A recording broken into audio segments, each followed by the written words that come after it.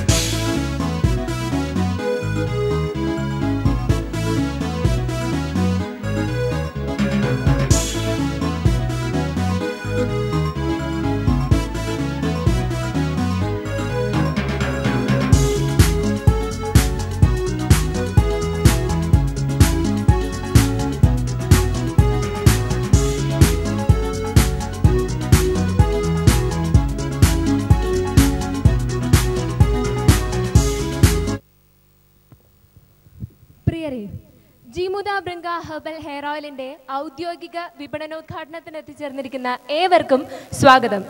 ചടങ്ങുകൾ ആരംഭിക്കുകയാണ്. ആദ്യം ഈശ്വര പ്രാർത്ഥന. ഈശ്വര പ്രാർത്ഥനയ്ക്കായി കുമാരി അനാമികയെ വേദിയിലേക്ക് ക്ഷണിക്കുന്നു.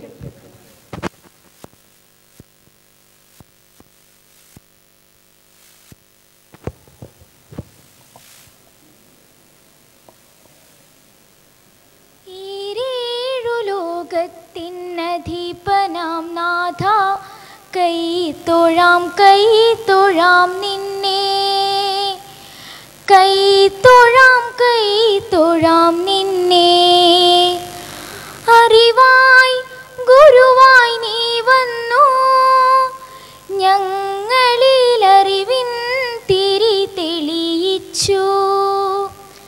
കൈ തൊഴാം നിന്നെ, കൈ തൊഴാം നിന്നെ. സ്നേഹത്തിൻ റാണിയാമമ്മയായും എന്നും നിറഞ്ഞു നിന്നിടണമേ.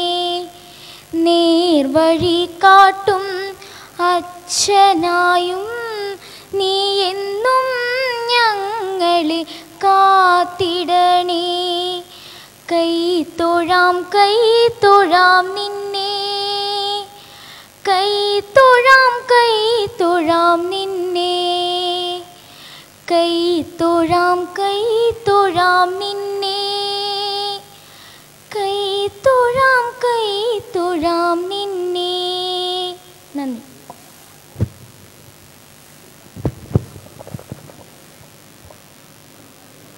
ഈ ചടങ്ങിന് സ്വാഗതം ആശംസിക്കാനായി ജീമുദ ബ്രിങ്ക ഹെർബൽ ഹെയർ ഓയിലിന്റെ മാർക്കറ്റിംഗ് ഡിവിഷനായ ആൽഫ ട്രേഡിംഗ് കമ്പനിയുടെ മാനേജർ ശ്രീ ശങ്കരനാരായണനെ വേദിയിലേക്ക് ക്ഷണിച്ചു.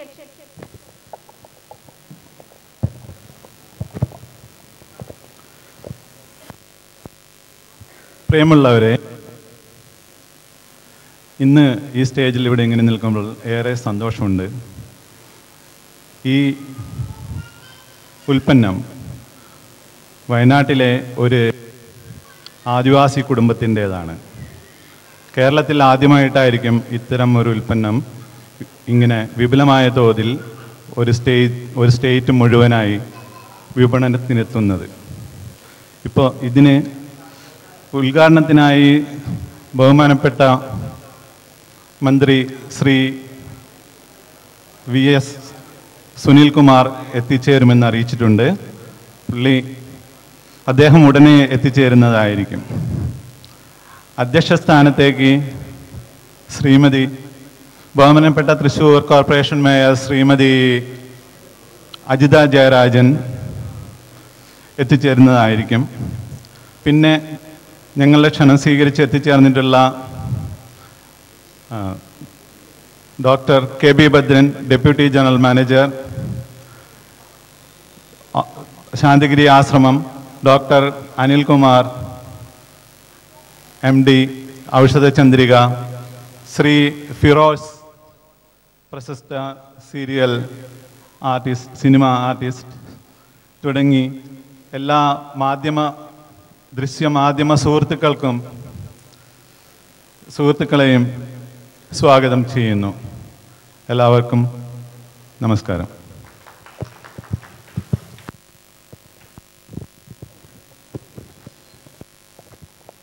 ജിമുദ ബ്രിങ്ക ഹെർബൽ ഹെയർ ഓയിലിന്റെ വിപണനോദ്ഘാടന ചടങ്ങിന് ആശംസകൾ അർപ്പിക്കുന്നതിനായി ശാന്തിഗിരി ആശ്രമത്തിന്റെ ഡെപ്യൂട്ടി ജനറൽ മാനേജറായ ഡോക്ടർ KB ഭദ്രനെ സ്നേഹാദരം ക്ഷണിക്കുന്നു.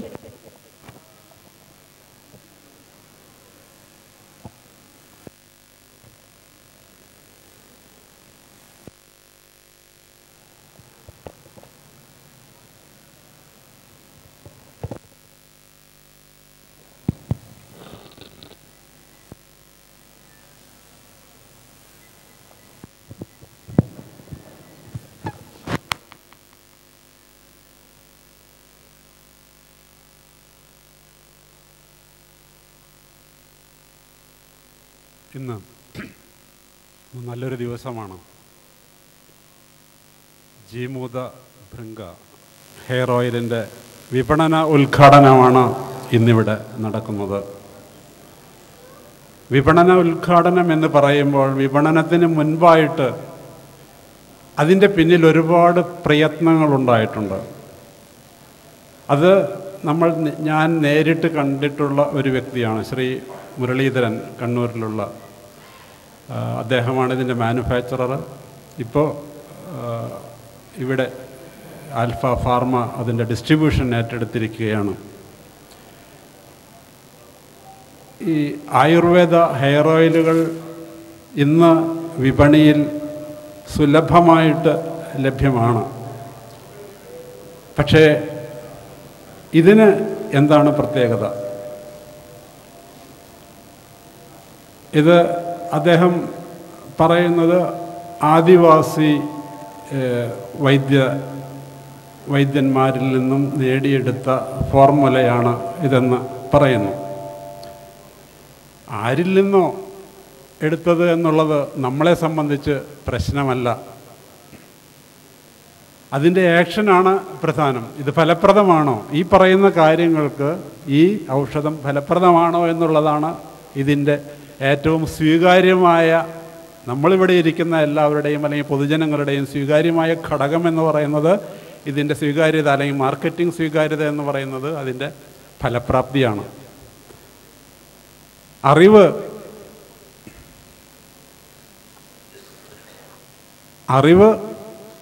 ആരിൽ നിന്ന് കിട്ടിയാലും അത് അറിവാണ്. അത് പക്ഷിമൃഗാദികളിൽ നിന്നും പ്രകൃതിയിൽ നിന്നും അതുപോലെ ആദിവാസികളിൽ നിന്നോ ആധുനിക ശാസ്ത്രജ്ഞന്മാരിൽ നിന്നോ ആരിൽ നിന്നായാലും നമ്മൾക്ക് കിട്ടുന്ന അറിവ് സമൂഹത്തിന് പ്രയോജനപ്പെടുന്ന രീതിയിൽ മാറ്റിയെടുത്ത് സമൂഹത്തിലെ സാധാരണക്കാരായ ആളുകളിലേക്ക് എത്തിക്കുക എന്നുള്ള ഒരു കർമ്മമാണ് ഇവിടെ നടക്കുന്നത് എന്നുള്ളതാണ് ഏറ്റവും കൂടുതൽ പ്രസക്തി. അറിവുകൾ എവിടെയെങ്കിലും ഒരു ഭാഗത്ത് ഒതുങ്ങിയിരിക്കുന്നതിൽ കാര്യമില്ല. പ്രത്യേകിച്ച് ആരോഗ്യ സംരക്ഷണോപാധികളായിട്ടുള്ള ഇത്തരം കാര്യങ്ങളുടെ അറിവുകൾ സാധാരണക്കാരിലേക്ക് എത്തിക്കുക എന്നുള്ള ഒരു ചുമതല നമ്മളിൽ എല്ലാവർക്കുമുണ്ട്.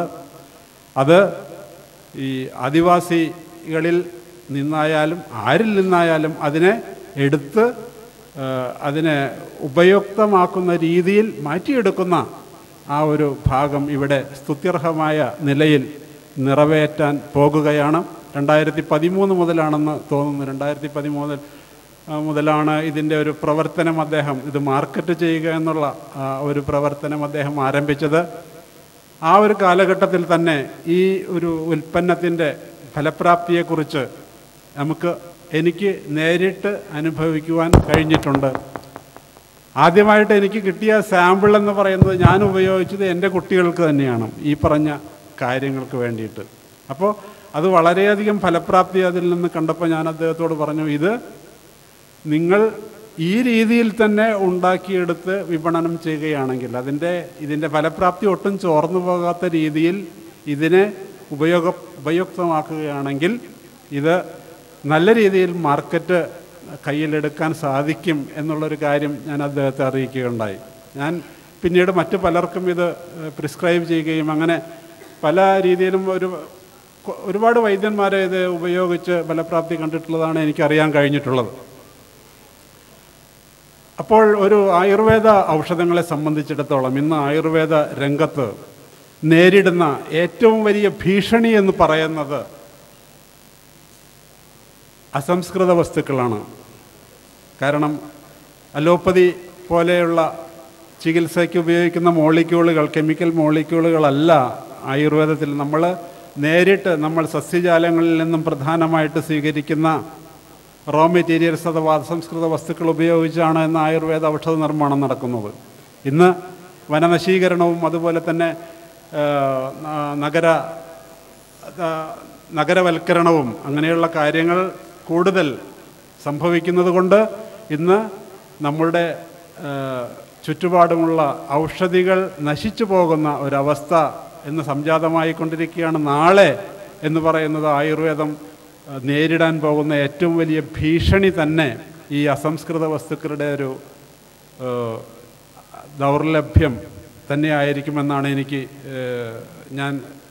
എൻ്റെ ഒരു അഭിപ്രായം.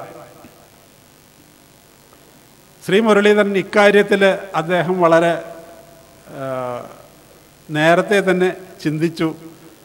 കാരണം ഇന്ന് വനത്തിൽ നിന്നാണ് ശേഖരിക്കുന്നത്. പക്ഷേ മാർക്കറ്റ് ഡെവലപ്പ് ചെയ്യുമ്പോൾ അത് ചിലപ്പോൾ ആ ദൗർലഭ്യത്തെ നേരിടുന്നതിന് വേണ്ടി അദ്ദേഹം ഇതിൻ്റെ അസംസ്കൃത വസ്തുക്കൾ നാട്ടിൽ കൃഷി ചെയ്ത് നല്ല രീതിയിൽ കൃഷി ചെയ്ത് ഉൽപ്പാദിപ്പിക്കുന്ന ഒരു ഭാഗത്തേക്ക് കൂടി വന്നിട്ടുണ്ട് എന്നുള്ളത് വളരെ സ്തുത്യർഹമായിട്ടുള്ള ഒരു കാര്യമാണ്. കാരണം പലരും ചെയ്യാത്തൊരു കാര്യമാണ്. അപ്പോൾ അദ്ദേഹത്തിലെ ആ ക്വാളിറ്റിയുടെ നിഷ്കർഷ, മാനുഫാക്ചററുടെ ആ ക്വാളിറ്റിയുടെ നിഷ്കർഷ എന്ന് പറയുന്നതിൻ്റെ ഉത്തമോദാഹരണമായിട്ട് എനിക്കത് എടുത്തു പറയാൻ സാധിക്കും.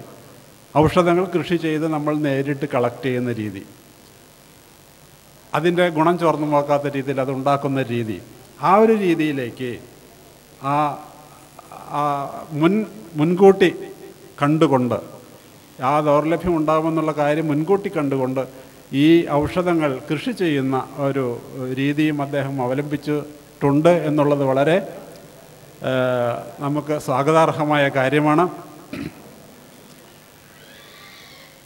ഇതിൽ ചേരുവകൾ, ഇത് ആയുർവേദം എന്ന് പറയുന്നത്, ഇന്നിപ്പം അലോപ്പതി ഔഷധങ്ങൾ എന്ന് പറയുന്നത് അതിന് ക്ലിനിക്കൽ ട്രയൽ എന്ന് പറയുന്നൊരു ഭാഗം, ക്ലിനിക്കൽ ട്രയൽ നടത്തിയിട്ടാണ് സാധാരണഗതിയിൽ അലോപ്പതി ഔഷധങ്ങൾ വിപണിയിൽ ഇറക്കുന്നത്.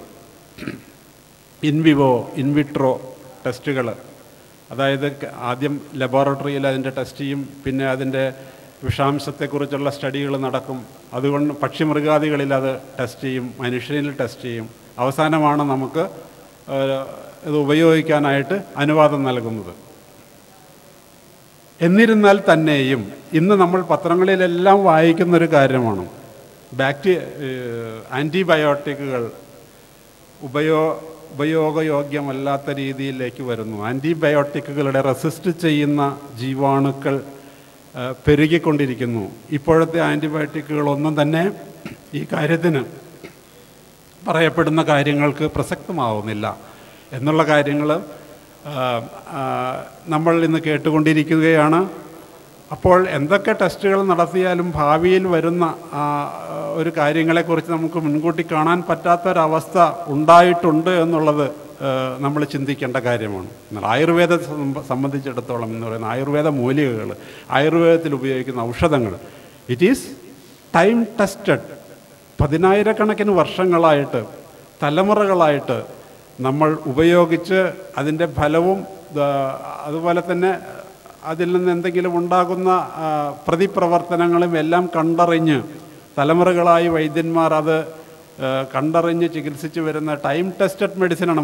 മനുഷ്യനിൽ തന്നെ ഉപയോഗിച്ച് നമ്മൾ ആഹാരം പോലെ തന്നെ ഉപയോഗിച്ച് ഫലപ്രാപ്തി അല്ലെങ്കിൽ അതിന് സൈഡ് എഫക്റ്റ് ഇല്ല എന്ന്, അല്ലെങ്കിൽ സൈഡ് എഫക്റ്റ് ഉണ്ട്, സൈഡ് എഫക്റ്റ് ഇല്ല എന്നുള്ള കാര്യം നമ്മൾ തരംതിരിച്ച് മനസ്സിലാക്കിയിട്ടുള്ള കാര്യമാണ് ആയുർവേദ ശാസ്ത്രത്തെ സംബന്ധിച്ച്. അതാണ് ആയുർവേദത്തിൻ്റെ ഏറ്റവും വലിയ പ്രസക്തി. 10,000-കണക്കിന് വർഷങ്ങളുടെ ഒരു ഉപയോഗം, ആ ഒരു ടെസ്റ്റ് സത്യത്തിൽ നടന്നു വന്നിട്ടുള്ള ഒരു ഔഷധങ്ങളാണ് ആയുർവേദത്തിൽ ഇന്ന് നമ്മൾ ഉപയോഗിച്ചു കൊണ്ടിരിക്കുന്നത്.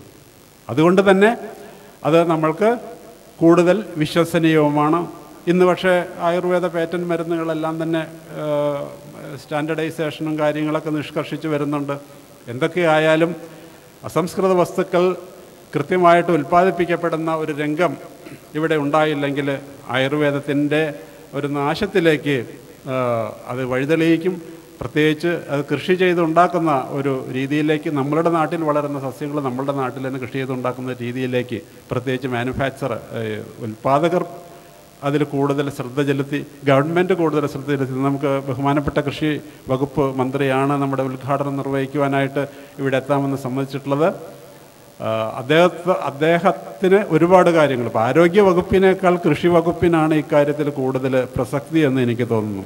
അദ്ദേഹത്തിന് ഈ ആയുർവേദ ഔഷധങ്ങളുടെ കൾട്ടിവേഷൻ എന്ന് പറയുന്നത് ഇവിടെ വ്യാപിപ്പിച്ചുകൊണ്ട് ആയുർവേദത്തെ സമുദ്ധരിക്കുവാനായിട്ട്, അല്ലെങ്കിൽ ആയുർവേദത്തെ ഇന്ന് കാണുന്ന രീതിയിൽ നിലനിർത്തുവാനായിട്ടെങ്കിലും, ഭാവി തലമുറയ്ക്ക് ഈ രീതിയിൽ തന്നെ നല്ല രീതിയിൽ അതിനെ കൈമാറുവാനായിട്ടെങ്കിലും നമുക്ക് സാധിക്കണം. അതിന് ഈ ഒരു കാര്യം വളരെ പ്രസക്തമാണ്, വളരെ ശ്രദ്ധിക്കേണ്ടതാണ്. ഈ ഹെയർ ഓയിലിനെ സംബന്ധിച്ച് ഇപ്പോൾ അതിൻ്റെ ഉപയോഗങ്ങളെല്ലാം നമ്മളിപ്പോൾ ടി വിയിൽ കണ്ടിട്ടുണ്ട്. അത് മുടി കൊഴിച്ചിൽ, തലചൊറിച്ചിൽ, താരൻ, അകാലനര, ഇതിനെല്ലാം ഇത് ഉപയോഗിക്കാമെന്ന് കണ്ടിട്ടുണ്ട്. അപ്പോൾ പ്രധാനമായിട്ടൊന്ന് മുടി കൊഴിച്ചിൽ സംഭവിക്കുന്നത് താരൻ കൊണ്ട് നമുക്ക് മുടി കൊഴിച്ചിൽ സംഭവിക്കാം.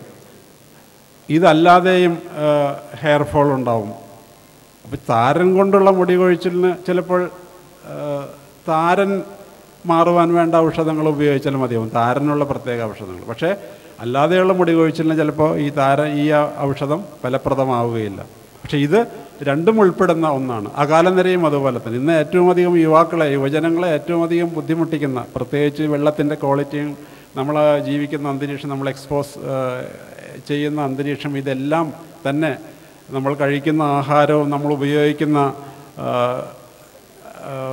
ഈ ഷാമ്പു പോലുള്ള വസ്തുക്കൾ, സോപ്പ്, ഇതെല്ലാം തന്നെ ഇതിനൊക്കെ കാരണമാവുന്നുണ്ട്. അപ്പോൾ ഈ വക കാര്യങ്ങൾ കൊണ്ട് ആയാലും അല്ലെങ്കിലും ഈ മുടി കൊഴിച്ചിലും അകാലനരയും ഇന്ന് ഏറ്റവും അധികം യുവതലമുറയെ ഒരു ടെൻഷനിലാക്കുന്നൊരു കാര്യമാണ്. പ്രത്യേകിച്ച് അപ്പോൾ അവർക്ക് വളരെ ഉണ്ടാക്കുന്ന, അവർക്ക് വളരെ ഡിപ്പെൻഡ് ചെയ്യാവുന്ന ഒരു ഔഷധമാണ് ഇന്ന് നമ്മൾ വിപണിയിൽ ഇറക്കപ്പെടുന്ന ഈ ജീമൂത ഭൃംഗ എന്ന ഈ ഹെയർ ഓയിൽ എന്നുള്ളത്. നിസ്തർക്കമാണ്. എല്ലാവർക്കും അത് ഉപയോഗിച്ച് നോക്കാം. ഉപയോഗിച്ച് ഫലപ്രാപ്തി കണ്ടതിന് ശേഷം ഏതൊരു വസ്തുവും പരസ്യം എന്ന് പറയുന്നത് ഒരു പരിധിയുണ്ട്. ആ പരസ്യത്തിലൂടെ കിട്ടുന്നതിനൊരു പരിധിയുണ്ട്. പക്ഷേ മൗത്ത് ടു മൗത്ത്, അതായത് ഉപയോഗിച്ച് ഒരാൾ അതിൻ്റെ ഫലപ്രാപ്തി മനസ്സിലാക്കി മറ്റുള്ളവരോട് പറഞ്ഞ് ആ രീതിയിൽ ഡെവലപ്പ് ചെയ്യുന്ന ഒരു പ്രൊഡക്റ്റ് മാർക്കറ്റിൽ എന്നും നിലനിൽക്കുകയുള്ളൂ.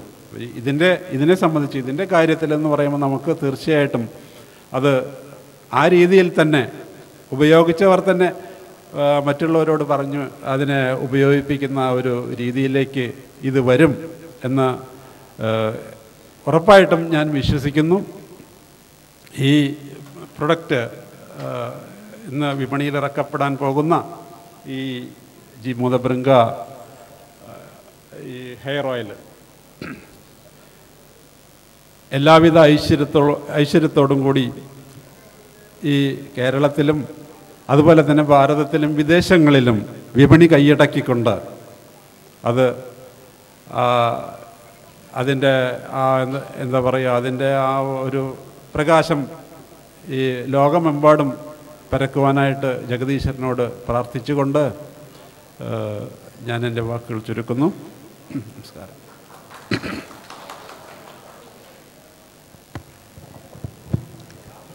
Thank you, sir.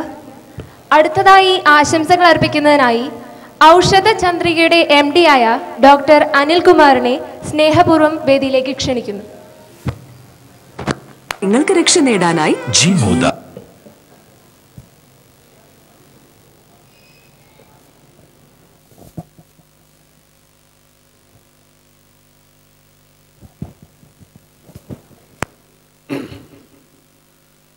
മാന്യ സദസ്സിന് വന്ദനം.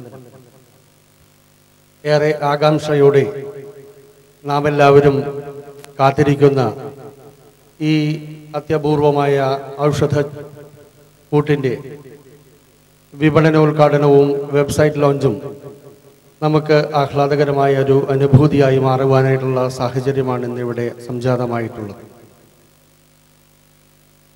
എനിക്ക് മുൻപ് സംസാരിച്ച ഡോക്ടർ ഭദ്രൻ സൂചിപ്പിച്ച ചില വിഷയങ്ങളിലെ വ്യാപ്തിയെക്കുറിച്ച് വിശദമാക്കുവാൻ ഞാൻ ഈ അവസരം ഉപയോഗിക്കുകയാണ്. ഏറെ പ്രചാരത്തിലുണ്ടായിരുന്ന ഒരു ശീലമാണ് എണ്ണ തേച്ച് കുളി എന്നത് കേരളീയർക്ക് പ്രത്യേകിച്ച്. എന്നാൽ ജീവിതത്തിൻ്റെ തിരക്കുകൾക്കിടയിൽ അങ്ങനെയൊരു സ്വഭാവം അപ്രാപ്യമായി കഴിഞ്ഞിരിക്കുന്നു ഈ കാലഘട്ടത്തിൽ. ശാസ്ത്രത്തിൽ, ആയുർവേദത്തിൽ വളരെ പ്രാമാണ്യമർഹിക്കുന്ന ഒരു ജീവിത ശൈലി കാര്യമായിട്ടാണ് ഗ്രന്ഥത്തിൽ പറഞ്ഞു കാണുന്നത് എണ്ണ തേച്ച് കുളിയെപ്പറ്റി. അഭ്യംഗമാചരേ നിത്യം സജ്ജരശ്രമവാദ എന്നാണ് അതിൻ്റെ ഗ്രന്ഥഭാഗം പറയുന്നത്. അഭ്യംഗം എന്നാൽ എണ്ണ തേച്ച് കുളി. അഭ്യംഗം നിത്യേന ശീലിക്കുകയാണെങ്കിൽ അത് ജരാനരകളെ, നമ്മളുടെ വാർദ്ധക്യം തടയുവാനും നിത്യ ജീവിതത്തിൽ നാം പ്രവർത്തിക്കുന്ന കാര്യങ്ങളിൽ നമുക്ക് ശ്രമം, അതായത് ക്ഷീണം അകറ്റുവാനുമായിട്ടുള്ള സാധ്യതയും, കൂടാതെ ഇന്ന് ഏറെ പ്രചാരത്തിലുള്ള അല്ലെങ്കിൽ ഏറെ വ്യാപിച്ചു കഴിഞ്ഞിരിക്കുന്നതായ രോഗങ്ങളുടെ സമൂഹങ്ങളിൽ കൂട്ടത്തിൽ വാതരോഗങ്ങൾക്കാണ് ഇന്ന് അധികം ആയുർവേദ രീതിയിൽ ചികിത്സയിൽ കണ്ടുവരുന്നതായ പ്രാധാന്യം. ആ രോഗത്തെ തടയുവാനും ഈ എണ്ണ തേച്ച് കുളി കൊണ്ട് സാധിക്കുമെന്നത് ആളുകൾക്കെല്ലാം ബോധ്യമുള്ള കാര്യമാണ്. ഇന്ന് ഈ കാലഘട്ടത്തിൽ രോഗമെന്ന് കഷ്ടപ്പെടുമ്പോൾ മാത്രമാണ് ആളുകൾ എണ്ണ തേച്ച് കുളിക്കുക എന്നുള്ള ശീലത്തിലേക്ക് മറക്കാനോ കടക്കാനോ സാധ്യത വരുന്നത്. മുൻപ് നമ്മളുടെ പൂർവികർ ഈ ഒരു ശീലം തുടർന്ന് വന്നത് കൊണ്ടായിരിക്കാം രോഗങ്ങൾ അത്രയധികം പ്രാബല്യത്തിൽ അവരെ കഷ്ടപ്പെടുത്താതിരുന്നത്. പല രോഗങ്ങൾക്കും ചികിത്സ വിധിക്കുമ്പോൾ പഴയ കാലത്തുള്ള വൈദ്യന്മാർ അതിനോടൊപ്പം തലയിൽ എണ്ണ തേച്ച് കുളിക്കുവാനായിട്ട് നിർദ്ദേശിക്കുക പതിവായിരുന്നു. എന്നാൽ ഇന്ന് ആയുർവേദ വൈദ്യന്മാരുടെ അടുത്തെത്തുന്ന രോഗികളായി വരുന്ന ആളുകൾ 2-3 കാര്യങ്ങളാണ് ഡോക്ടറോട് അഭ്യർത്ഥനയായി നിർദ്ദേശം വയ്ക്കാറ്. അതിൽ ആദ്യത്തേത് എണ്ണ വയ്ക്കാൻ പറയല്ലേ എന്നാണ്. രണ്ടാമതായിട്ട് രുചിയുള്ളതായ മരുന്നുകൾ മാത്രമേ നിർദ്ദേശിക്കാവൂ എന്നാണ്. അങ്ങനെ ഒരുപാട് ചിട്ടപ്പെടുത്തലുകളിലൂടെയാണ് ഇന്ന് ആയുർവേദ ചികിത്സ കടന്നു പോകുന്നത്. മാറാരോഗത്തിന് ഏത് വിധേനയും രോഗം നിയന്ത്രിക്കുക എന്നുള്ള അവസ്ഥയിലെത്തിയ രോഗികൾ മാത്രമാണ് ഞാൻ ഈ പറഞ്ഞ നിർദ്ദേശങ്ങൾക്ക് യാതൊരു വിധത്തിലുള്ള പ്രാധാന്യവും കൽപ്പിക്കാതെ ഒരു ആയുർവേദ ഡോക്ടറെ സമീപിക്കാറ് എന്നാണ് എൻ്റെ നിരീക്ഷണം. ഈ അവസരത്തിൽ ജീമൂത ഭൃംഗ ഹെർബൽ ഹെയർ ഓയിലിൻ്റെ പ്രാധാന്യമെന്ത് എന്നുള്ളത് നാം വിലയിരുത്തേണ്ടതുണ്ട്.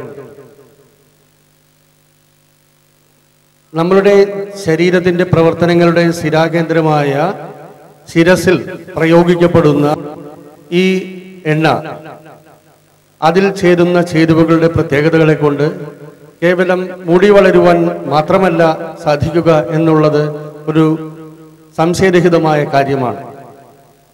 കണ്ണുകളുടെ കാഴ്ചയ്ക്കും ശാരീരിക പ്രവർത്തനങ്ങളെ ഉത്തേജിപ്പിക്കുന്ന തരത്തിൽ നമ്മളുടെ ഉറക്കത്തിനെ ചിട്ടപ്പെടുത്തുവാനും ജീമൂത ഹെർബൽ ഹെയർ ഓയിലിനുള്ള പ്രത്യേകത കുറഞ്ഞ കാലം കൊണ്ട് അതിൻ്റെ പരിശോധനയിലൂടെ നിരീക്ഷണത്തിലൂടെ എനിക്ക് ബോധ്യപ്പെട്ടിട്ടുള്ള കാര്യമാണ്. ഒരുപക്ഷെ നിങ്ങളുടെ മുന്നിൽ ഈ ഒരു കാര്യം, ഇനി പറയാൻ പോകുന്ന ഒരു കാര്യം വളരെ വിചിത്രമായി നിങ്ങൾക്ക് തോന്നാം. എന്നാലും ഞാനത് നിങ്ങളോട് പറയാൻ ആഗ്രഹിക്കുകയാണ്. ഇരിങ്ങാലക്കുട ഞാൻ പ്രാക്ടീസ് ചെയ്യുന്ന ക്ലിനിക്കിൻ്റെ തൊട്ടടുത്താണ് കുടുംബ കോടതി. ധാരാളം ആളുകൾ ഓരോ വിധത്തിലുള്ളതായ കാരണങ്ങളെ കൊണ്ട് മാനസിക സംഘർഷം അനുഭവിക്കുന്നതായ കുടുംബ പ്രശ്നങ്ങളിലൂടെ കോടതിയെ തേടി കയറി ഇറങ്ങുമ്പോൾ ശങ്കരേട്ടനോട് ഞാൻ പറയുകയുണ്ടായി, എനിക്ക് പരീക്ഷിക്കാൻ തന്ന ജീമുദ ഹെയർ ഓയിൽ കൊടുത്തിട്ട് പലരുടെ ഉറക്കവും മെച്ചപ്പെട്ടതായി കാണുന്നുണ്ട്. ഒരുപക്ഷെ നമുക്ക് ഹെർബൽ ഹെയർ ഓയിൽ, ഈ ജീമുദ ഹെർബൽ ഹെയർ ഓയിൽ മുടി വളരാനായിട്ടുള്ള ഒരു കേവല ഹെയർ ഓയിൽ മാത്രമായി പോഷിപ്പിക്കാതെ അല്ലെങ്കിൽ പ്രചരിപ്പിക്കാതെ ഈ ഉറക്കത്തിന് കൂടി മനസ്സമാധാനം നൽകുന്നതായ ഒരു ചികിത്സോപാധിയായിട്ട് അതിന് തക്കതായ തരത്തിലുള്ള ഗുണമൂല്യമുള്ളതായ ഒരു പ്രോഡക്റ്റായിട്ട് ഒരു ഉൽപ്പന്നമായിട്ട് പ്രചരിപ്പിക്കുകയാണെങ്കിൽ ഒരുപക്ഷെ ഇന്ന് ജനങ്ങൾ അനുഭവിക്കുന്നതായ ഒരുപാട് പ്രശ്നങ്ങൾക്കുള്ളൊരു പരിഹാരം മാറാൻ ജീമുദ ഹെർബൽ സാധിക്കുമെന്നുള്ളതാണ് എൻ്റെ നിരീക്ഷണം. അതായത് നമ്മളുടെ മാനസിക പ്രശ്നങ്ങൾക്ക് ഏറെ കാരണമാകുന്നത് ഒരുപക്ഷെ നമ്മളുടെ ഇതൊക്കെയുള്ള ശിരസിന്റെ അവസ്ഥയാണ്. ചിന്തിച്ച് ഒരുപാട് നമുക്ക് വേണ്ട തരത്തിൽ തീരുമാനങ്ങൾ എടുക്കാൻ പറ്റാതെ വരുമ്പോൾ അടുക്കളകളിലും ഓഫീസുകളിലുമൊക്കെ വിരുദ്ധമാർന്നതായ അഭിപ്രായ പ്രകടനങ്ങൾ, പല വിധത്തിലുള്ള അഭിപ്രായ ഭിന്നതകൾ ഉണ്ടാക്കാം. ഇതെന്റെ വ്യക്തിപരമായ നിരീക്ഷണമാണ്. ശിരസ് കുളിർക്കെ ഇങ്ക ഹെയർ ഓയിൽ ഉപയോഗിച്ച് കുളിക്കുകയാണെങ്കിൽ തണുപ്പ് മനസ്സിനും കുളിർമയുണ്ടായി വേണ്ട വിധത്തിൽ പെരുമാറുവാനും നമ്മളുടെ കുടുംബ ബന്ധങ്ങളിൽ ഇപ്പോഴുള്ള ശൈഥില്യങ്ങൾ മാറുവാനും പോലും ഈ ഹെയർ ഓയിലിന് സിദ്ധി ഉണ്ടാകുമെന്നുള്ളത് തർക്കമില്ലാത്തൊരു കാര്യമാണ്. ഞാൻ പറയുമ്പോൾ ഞാൻ നേരത്തെ സൂചിപ്പിച്ചതുപോലെ വിചിത്രമായി തോന്നാം.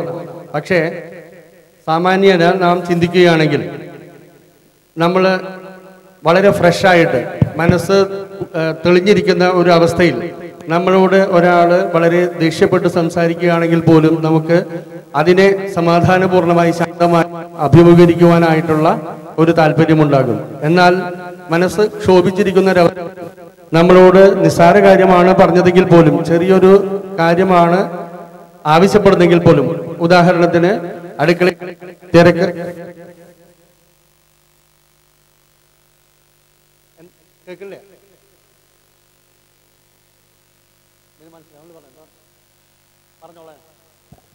പറഞ്ഞോളാനാ പറഞ്ഞു. ഞാൻ വിചാരിച്ചു പറയണ്ടെന്ന് പറഞ്ഞു. നമ്മള് അടുക്കളയില് അമ്മ ഭക്ഷണം പാചകം ചെയ്യുന്ന സമയത്ത് കുട്ടി പോയിട്ട് വേറൊരു ആവശ്യം പറയാ, ഷർട്ടോ അല്ലെങ്കിൽ പാൻറ്റോ തേച്ചു കൊടുക്കാനായിട്ട് പറഞ്ഞാൽ അടുപ്പത്ത് ചുട്ട് കരിയാൻ പോകുന്ന ദോശയെക്കുറിച്ച് ആലോചിച്ച് ചിലപ്പോൾ ദേഷ്യപ്പെട്ട് സംസാരിക്കുന്ന അമ്മ ജീമുദ ഹെർബൽ ഹെയർ ഓയിൽ ഉപയോഗിച്ചാൽ തീർച്ചയായിട്ടും ഇത് കഴിഞ്ഞിട്ട് ദോശ കരിയാതെ പാകത്തിലായി കഴിഞ്ഞാൽ ഞാൻ നിനക്ക് വേണ്ടത് ചെയ്തു തരാമെന്ന് പറയാനുള്ള സമാധാനപൂർണമായിട്ടുള്ള ഒരു മാനസികാവസ്ഥ ഉണ്ടാകില്ലേ എന്ന് ഞാൻ നിങ്ങളുടെ മുന്നിൽ ചോദ്യമായിട്ട് ചോദിക്കുകയാണ്. ഉറപ്പായിട്ടും അങ്ങനെ തന്നെ വരും. അതേസമയം രാവിലെ 5:30 മുതൽ അഭ്യാസ പ്രകടനങ്ങളുമായിട്ട് അടുക്കളയിൽ പാഞ്ഞു നടക്കുന്ന അമ്മയ്ക്ക് ഈ ഒരു ആവശ്യം കൂടി കേൾക്കുമ്പോൾ മനസ്സ് വിഷമിച്ച് അവരോട് ആക്രോശങ്ങളുമായിട്ട് പ്രതികരിക്കുന്ന ഈ കാര്യം ബ്രിങ്ക ഹെയർ ഓയിലിന് തടയാൻ കഴിയും. അങ്ങനെ കഴിയുന്ന അമ്മമാർ നിശ്ചയമായും ഇനിയുള്ള നാളുകളിൽ നമ്മളുടെ ഈ വെബ്സൈറ്റിൽ അങ്ങനെയുള്ള പോസ്റ്റുകളെ കൊണ്ട് മറ്റുള്ള ആളുകൾക്ക് പ്രോത്സാഹനം നൽകാനായിട്ടുള്ള ഒരു അവസരം ഉപയോഗിക്കണമെന്ന് കൂടി ഞാൻ അഭ്യർത്ഥിക്കാൻ ഈ അവസരം ഉപയോഗിക്കുകയാണ്. ഇത് കൂടാതെ ഇതിന്റെ നിർമ്മാണക്രമത്തെക്കുറിച്ച് പറയുമ്പോൾ നമ്മുടെ നാട്ടിൽ വളരെ പ്രാചീന കാലത്ത് തന്നെ വൈദ്യം എന്നത് ഗോത്രവർഗക്കാർക്കിടയിൽ പ്രചാരത്തിലുണ്ടായിരുന്ന ഒരു സിദ്ധി ചേർത്തിട്ടുള്ളതായ വൈദഗ്ധ്യമാർന്ന കലയായിരുന്നു. കുറച്ചു കാലം മുമ്പ് നമ്മുടെ നാട്ടിലെ അപൂർവ വൈദ്യന്മാരെ തേടി ഒരു യാത്ര ഞാനും എൻ്റെ സുഹൃത്തും കൂടി ചേർന്ന് നടത്തുകയുണ്ടായപ്പോൾ മാമാങ്കം നടന്നിരുന്ന കാലത്ത് മാമാങ്കത്തിൽ ഏർപ്പെട്ടിരുന്ന പോരാളികൾക്ക് ഉണ്ടാകുന്ന ക്ഷതങ്ങൾക്ക്, ചതവുകൾക്ക് സാമൂതിരി രാജാവിൻ്റെ നിർദ്ദേശപ്രകാരം വൈദ്യം ചെയ്യുവാനായിട്ട് മൈസൂർ പ്രദേശത്ത് നിന്ന്, കർണാടക പ്രദേശത്ത് നിന്ന് ഈ മാമാങ്കം നടന്നിരുന്ന ദേശത്തേക്ക് ഒരു കൂട്ടം വൈദ്യന്മാരെ സാമൂതിരി നിർദ്ദേശിച്ച് കൊണ്ടുവന്ന് താമസിപ്പിക്കുകയുണ്ടായി.